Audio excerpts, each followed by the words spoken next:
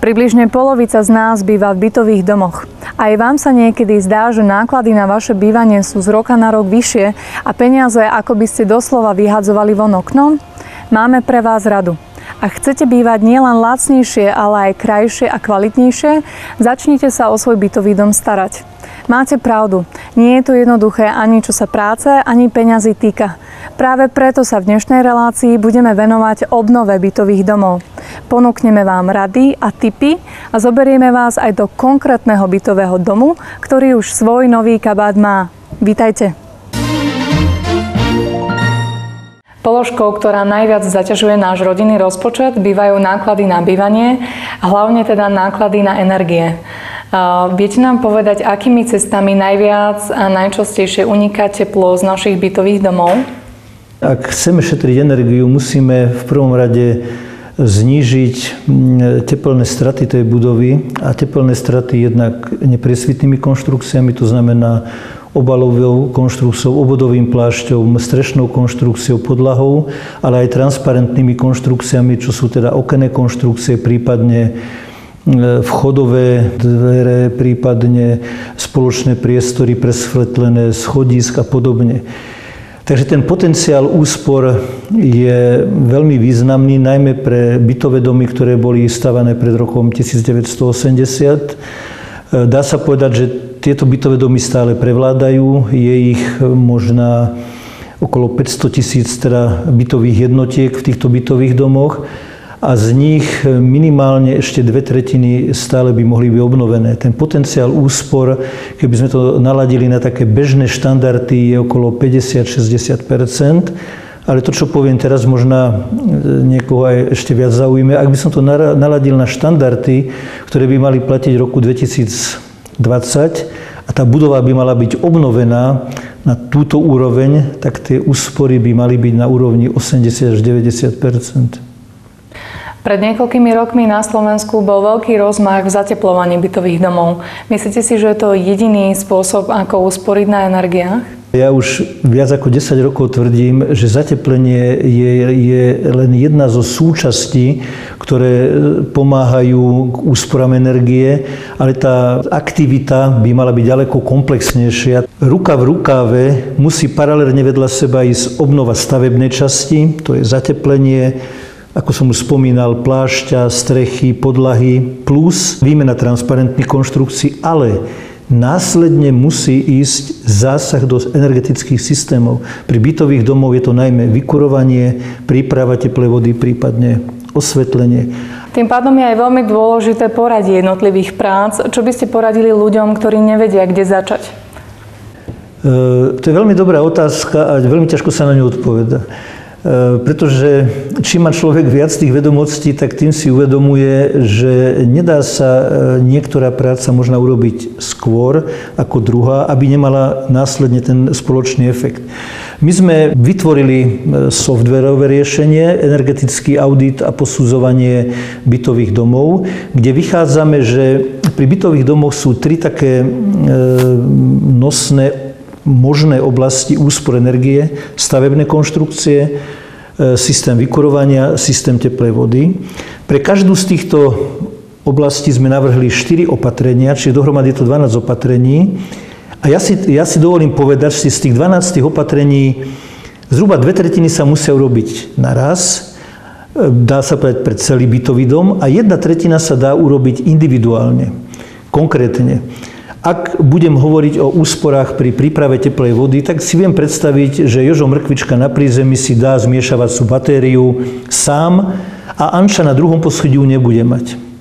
Ale ak budem hovoriť o zateplení obvodového plášťa, tak už dneska nemôžem hovoriť, že budem zateplovať štítovú stenu, alebo že budem zateplovať nebodaj jedno podlažie a druhé nebudem. Jednoducho musím to zatepliť všetko. Čiže poradie zateplenie, výmena okien, následne s týmto súvisí hydraulické vyregulovanie, následne zateplenie všetkých potrubných rozvodov, čiže rozvodov teplej vody, rozvodov studenej vody, o tej sme nehovorili, lebo není až takým možná médium, ale o to sa takisto, rozvodov vykurovania. A potom to 5. opatrenie, ktoré chápem tých top 5, ktoré by tam mali byť, je trošku takým by som povedal, odrazom súčasnosti, určitej modernizácie, mal by tam byť minimálne zjednodušený riadiaci systém, ktorý je schopný pre takúto obnovenú budovu s potenciálom úspor v tejto chvíli 40 až 60 zabezpečil adekvátne riadenie dodávky tepla. Čiže je to riadiaci systém, ktorý sa dá časovo a priestorovo naprogramovať tak, aby povedzme večer o 10. hodine prešiel celý vykurovací systém na nočný útlm. Nočný útlm môže trvať 8 hodín. A pri dobre obnovenej, zateplenej budove dá sa povedať, že my nepotrebujeme skoro vôbec vykurovať. Ten pokles teploty za tým 8 hodín býva 1-2 stupne. Čo by som povedal, v tom čase medzi 10. večer, 5. 6. ráno je zanedbateľné. Takže toto je asi tých 5 opatrení, ktoré by som odporúčal, ale odporúčam ich minimálne tie prvé 4 urobiť naraz, ale aj ten riadiaci systém, ktorý odráža, by som povedal, už trošku tú novú dobu a nové prostredie. Odborník jednoznačne obnovu bytového domu odporúča. Teraz si možno poviete, aj my by sme do toho šli. Strecha zateká, vchodové dvere sa rozpadávajú, fúka cez ne, bytovka je šedá, bez farby. Kde na to ale vziať? Máme pre vás riešenie. Poďte s nami do prvej stavebnej sporiteľne. Keď sa na vás obrátia spoločenstva vlastníkov bytov, bytové družstva a iní správcovia s tým, že chcú obnoviť ich bytový dom, čo je tá najzásadnejšia rada, ktorú im dáte? Tak najdôležitejšia a najefektívnejšia zásada je, ktorú dávame našim klientom, obnovte komplexne bytový dom. Sú to najvýznamnejšie úspory, nešetrite na tom, nerozdielte si, spravte to naraz a najviac ušetrite. Celková obnova bytového domu sa častokrát spája s pomerne vysokým objemom peňazí, ktoré treba do toho vložiť. Aké možnosti poskytuje stavebné sporenie? Prvá stavebná sporiteľňa má dlhoročné, už 13-ročné skúsenosti s financovaním obnovy bytových domov. Stavebná sporiteľňa vie poskytnúť výhodné sporenie s 2% úročením vkladov počas celej doby trvania zmluvy o stavebnom sporení. Zároveň od roku 2009 majú možnosť stavební sporitelia, právnické osoby, to znamená spoločenstva vlastníkov bytov, získavať aj štátnu prémiu na vklady. Štátna prémia je veľmi výhodná pre spoločenstva vlastníkov bytov, pretože každoročne môžu získať jednu štátnu prémiu na každé 4 byty v bytovom dome. Čiže to je prvá fáza sporenia. Druhá fáza je to možnosť poskytovania úverov s výhodnými úrokovými sadzbami s dlhodobou lehotou splácania až 30 rokov. Najčastejšou formou financovania práve takejto obnovy bytového domu býva úver. Vie výjsť v ústretí prvá stavebná sporiteľňa aj takým správcom, ktorí si nesporili a ktorí chcú obnovovať okamžite? Áno, pre túto fázu a pre týchto klientov máme tzv. Okamžité medziúvery, to znamená medziúvery bez predchádzajúceho sporenia, medziúvery s 0% vkladom, to znamená, vieme pokryť 100% investícií a požiadaviek klienta. Sú to dlhodobé úvery, ktoré sa poskytujú tiež za výhodných podmienok. Konkrétne v súčasnosti poskytujeme takéto úvery s úrokovou sadzbou fixovanou na 4 roky za 2,99%, s lehotou splatnosti 25 až 30 rokov. Ktoré stavebné úpravy práve z takejto celkovej obnovy bytového domu sa dajú hradiť zo stavebného sporenia? Stavebné sporenie, ako bolo povedané, je určené predovšetkým z hľadiska právnických osob na komplexnú obnovu bytových domov. Čo sa pod tým spája, sú to všetky účely, ktoré umožňuje a ktoré predpokladá aj zákon o vlastníctve bytov a nebytových priestorov. To znamená, vieme financovať všetky spoločné časti a zariadenia bytového domu. Vrátane výťahov, vrátane zateplenia, výmeny okien, striech, hydraulického vyregulovania, energetického certifikátu, stavebných úprav, oprava lodží a tak ďalej. Čiže je to široká skála, ktorá umožní uspokojiť všetky potreby vlastníkov bytov v bytových domoch. Ak si správca alebo spoločenstvo vlastníkov bytov zoberie úver z prvej stavebnej sporiteľne, je možné tie splátky neskôr vykryť práve tou úsporou na energiách, ktorá vznikne po komplexnej obnove bytového domu? Áno, na základe našich dlhoročných skúseností máme preukázané, že vlastníci bytov, ktorí komplexnú obnovu bytového domu zrealizujú, vedia práve ušetriť ešte viac, ako je samotná splátka úveru. To znamená, tie zdroje sa im naspäť vracajú do fondov oprava a údržby a generujú im ďalšie finančné prostriedky na ďalšie obnovy bytového domu.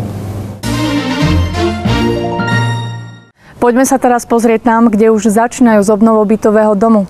Ak chcete vidieť, ako to vyzerá, poďte s nami na návštevu do Vrábľov. Nachádzame sa na Kolárovej ulici pri poschodovom bytovom dome, ktorý sa momentálne rekonštruuje. Pán Belovič, prečo ste sa rozhodli pre obnovu bytového domu? Podľa mojich informácií má tento bytový dom viac ako 50 rokov. Je to jeden z najstarších bytových domov tu vo Vrábloch, preto dôvody na rekonštrukciu boli viaceré. Boli tam dôvody bezpečnostné, vymenali sme vchodové dvere, vznikli havarijné stavy, ako napríklad zatekajúca strecha, no a taktiež sú to dôvody estetické. Chceme robiť rekonštrukciu dvora a taktiež priľahlého pozemku, pretože tento pozemok patrí pod správu bytovky. Úsporné z toho dôvodu, že ideme napríklad znižovať počet elektromerov, z čoho následne vyjde aj nižšia suma za elektrickú energiu. Aké boli názory obyvateľov domu? Súhlasili s tým? Názory boli rôznorodé, ale podporné argumenty na rekonštrukciu bytového domu nakoniec obyvateľov presvedčili. Potom sme začali uvažovať o úvere a najlepšie nám v tomto vyšla v ústretí Prvá stavebná sporiteľňa, ktorá nám ľudovo povedané ušila úver na mieru. Aký bol konkrétny model financovania tejto stavby? Tak v tomto prípade sa dal využiť model presne následný úver sa to volá. Vzhľadom k tomu, že toto spoločenstvo už čerpalo úver pred 5 rokmi na také základné veci, ktoré bolo treba spraviť.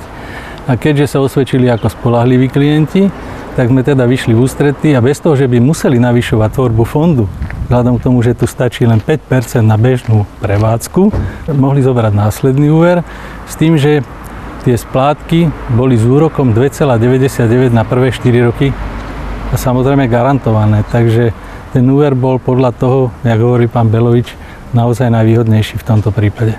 Povedzte nám niečo o prácach v súvislosti s rekonštrukciou bytového domu. Čo ste všetko stihli už spraviť, na čo momentálne pracujete a čo plánujete do budúcnosti? Začalo sa s rekonštrukciami elektroinštalácie v pivničných priestoroch, rekonštrukciou strechy, tu máme možnosť vidieť. Vymenili sme vchodové dvere a ďalej máme na pláne úpravu dvora a taktiež ešte namontovať poštové schránky. Vplývala táto celková obnova bytového domu aj na vnútorné byty? Ste ich rekonštruovali, menili alebo obnovovali? Áno, bolo tu rekonštruovaných pár bytov. Taký starý byt sa dá veľmi pekne zrekonštruovať. Dajú sa tam vymeniť napríklad ako elektroinštalácia, inštalácie kúrenia. Napríklad tieto staršie byty majú vlastný zdroj kúrenia. Taktiež sa dajú porobiť rôzne doplnky, ako sú znížené stropy, ktoré majú zároveň potom aj v budúcnosti vplyv na úsporu energií. No a bežné veci, ako sú dlažby, obklady, stierky, tak ako to je v bežných bytoch. Čo všetko si sľubujete od takejto obnovy bytového domu? Dúfame, že plánovanými rekonštrukciami sa zvýši komfort, kvalita a bezpečnosť bývania a taktiež, čo je výhodné vlastne pre majiteľov bytov, do budúcnosti sa zvýši pravdepodobne cena bytov. Tak ako? Ešte váhate? Možno vás presvedčíme, ak si zopakujeme hlavné výhody, ktoré obnova bytových domov prináša. Na prvom mieste je určite zníženie nákladov na bývanie. Za energie po obnove zaplatíte aj o polovicu menej. O kvalite nehnuteľnosti rozhoduje nielen lokalita, veľkosť obytnej plochy, dostupnosť, ale aj náklady na bývanie. Keď budete chcieť váš byt predať, v obnovenom bytovom dome to pôjde ľahšie. Ďalším dôvodom je zvýšenie kvality života. To znamená vyššia kultúra bývania, inak povedané, budete žiť zdravšie a krajšie. Bývanie vo vynovenom dome sa premieta aj do kvality medziľudských vzťahov a to je fakt, na ktorý by ste nemali zabúdať. Možno ste si po tomto zhrnutí všetkých plusov povedali, ideme do toho. Ak áno, nech obnova vášho bytového domu ide ako po masle, aby ste si o pár mesiacov mohli povedať, moje bývanie je kvalitnejšie a najmä lacnejšie. Relácia Prerábame, staviame, sporíme tu bude opäť o mesiac. A čo vás čaká? Zabrúsime do bezpečnosti. Reč bude o bezpečnostných dverách a oknách a s nimi súvisela aj divácka otázka. Pani Martinu z Košíc by zaujímalo, aké bezpečnostné dvere sú najvhodnejšie pre byt v panelákovom dome, aká je ich cena a či existuje možnosť zaplatiť ich zo stavebného sporenia. Odpovede na tieto, ale aj ďalšie otázky súvisiace s bezpečnosťou vám prinesieme v septembrovej časti relácie. Vaše podnety, námety či otázky nám môžete naďalej posielať na adresu relácia@pss.sk. Tešíme sa na vás aj na budúce. Dovidenia.